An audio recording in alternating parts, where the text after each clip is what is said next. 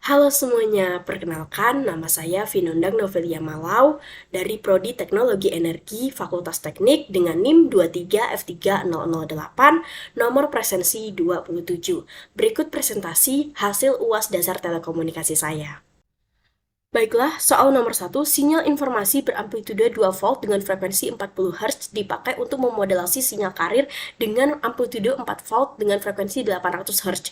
Gambarkan sinyal informasi karir dan AMDSBSC di kawasan frekuensi dan waktu. Boleh menggunakan Skylab ataupun digambar secara manual. Saya menggambar secara manual. Jadi, sehingga diketahui AM-nya 2 volt, AC-nya 4 volt, FM 40 Hz, FC 800 Hz. Nah, kita cari dulu sinyal informasi dan sinyal karirnya. Sinyal informasi FMT AM cos 2 V FMT. Nah, kita masukin ke dalam rumus. AM-nya tadi berapa? 2. Cos 80 ini didapatkan dari FM-nya tadi 40. 2 dikali 40 sama dengan 80. Nah, kita mencari frekuensinya. Tinggal kita bagi 2. 80 dibagi 2 sama dengan 40 Hz. Kemudian di sinyal karir sama. Kita masukin ke dalam rumusnya. FCT sama dengan AC cos 2 Pi VCT. AC-nya berapa? 4. Tinggal kita masukin 4 cos 2. FC-nya 800 Hz. Jadi 800 VT. Nah, hasilnya seperti ini. Nah, kita cari frekuensinya tadi berapa? 1600. 1600 dibagi 2 sama dengan 800 Hz. Jadi digambar di kawasan frekuensi. Itu gambarnya seperti ini karena informasi, kita lihat di sinyal informasi frekuensinya berapa. Kemudian di sinyal karir frekuensinya berapa? 800. Jadi gambarnya seperti ini. Kemudian diminta digambar di kawasan AMDSB-SC-nya. Nah, gambarnya itu seperti ini. Kemudian diminta digambar di kawasan waktu. Untuk mencarinya, kita tinggal cari waktu itu seperti apa. Satu tinggal dibagi frekuensinya tadi berapa yang di sinyal informasi sama dengan 40 Hz. Jadi 1 dibagi 40 sama dengan 25 ms. Nah, gambarnya seperti ini. Kemudian di sinyal karir juga sama. 1 dibagi frekuensinya tadi berapa? 800 Hz. Jadi 1 dibagi 800 itu sama dengan 1,25 ms. Nah, jadi gambarnya dia seperti ini. Kemudian diminta digambar di kawasan AMDSB SC-nya. Dia gambarnya seperti ini.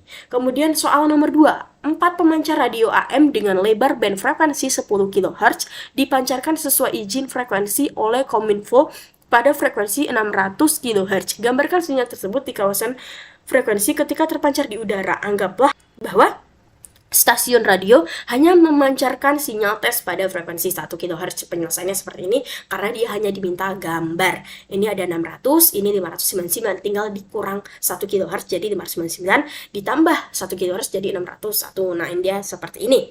Kemudian soal nomor 3, saya mendapatkan presensi nomor 27. Di soal kita udah mengetahui LPF, HPF, BPF, BSF-nya itu berapa. Nah, tinggal penyelesaian. Penyelesaiannya itu FCT karena nomor presensi tadi yang tadi itu 27, jadi sin 4000 VT. Nah, untuk mencari frekuensi itu kan tinggal dibagi 2, jadi 4000 dibagi 2 sama dengan 2000 Hz. Kemudian WT-nya itu 2 sin 5000 VT.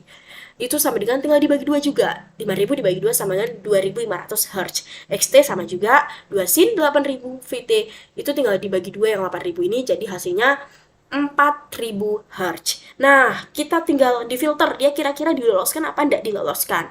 Nah, filter LPF itu kan yang diloloskan itu yang di bawah 500 kHz itu lolos apa enggak. Jadi otomatis VT yang tadi 2000 lolos, VT yang tadi 2500 Hz lolos. Kemudian yang XT 4000 sama dengan lolos karena dia tadi di bawah 500 kHz. HPF itu yang diloloskan itu yang di atasnya, di atas dari 5000 Hz itu lolos apa enggak. Jadi otomatis VT 2000 itu enggak lolos, WT-nya juga ini 2500 enggak lolos. Kemudian yang di ini 4000 XT-nya itu pasti tidak lolos. Kemudian di BPF itu yang diloloskan itu yang di tengah-tengah.